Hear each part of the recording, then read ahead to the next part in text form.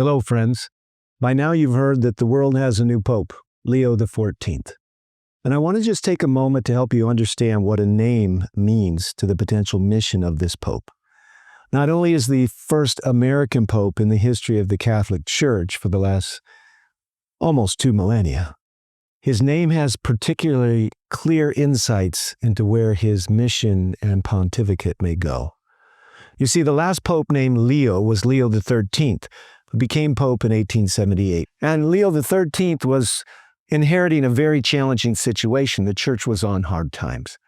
The papal states had been annexed by the country of Italy, and the pope was actually a prisoner inside the Vatican. And this was the state for the pope for about 30 years. But it was Leo XIII's stated goal to restore Catholicism to its former glory and its place in mainstream culture.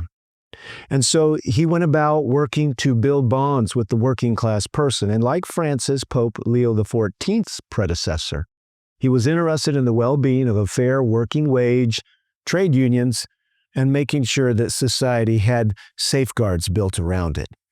It's also interesting to note that Leo XIII was the 4th longest pope in the history of the Catholic Church.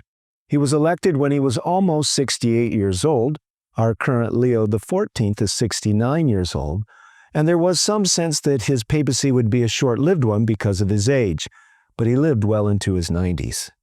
He was the pope that elevated James Gibbons to cardinal status in America, and through an encyclical, he established American University, also with the goal of infusing Catholicism into the mainstream American culture. And of course, James Gibbons may be a name that you recognize if you've sat through many prophecy seminars, because he is the one that we quote with quite a great degree of authority that there's no biblical basis for changing the Sabbath from Saturday to Sunday. You see, friends, we're living in an interesting age. Not only is this the first American pope, but his name tells us what his intentions will be. Our president has acknowledged the greatness in his mind of electing an American pope, and it's very possible that this pope, like president, has a goal, and that is to make Catholicism great again. I want you to think about this, friends, as we consider where we are in prophetic history. God has called us to this time, this place, and this hour. Not only are there 3 angels' messages, but there's a 4th angel of Revelation 18. And the call to know the gospel, live the gospel, advance the gospel, and be prepared to defend the gospel is upon us.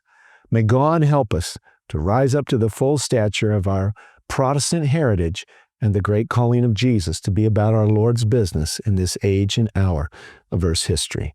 The name change or the name choice is not an accident.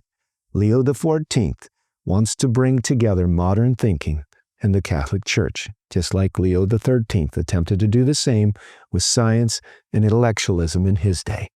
May God help us now to understand where we are in prophetic history and do what he's called us to do. Don't be afraid. Let's be faithful. Brave men to the battle. Study the prophecies. Learn what your duty is. And be sure to be a part of helping get the great news out of the gospel that the Protestant message given to the Seventh-day Adventist Church is destined to proclaim. God be with you. I encourage you to think about it and pray about it.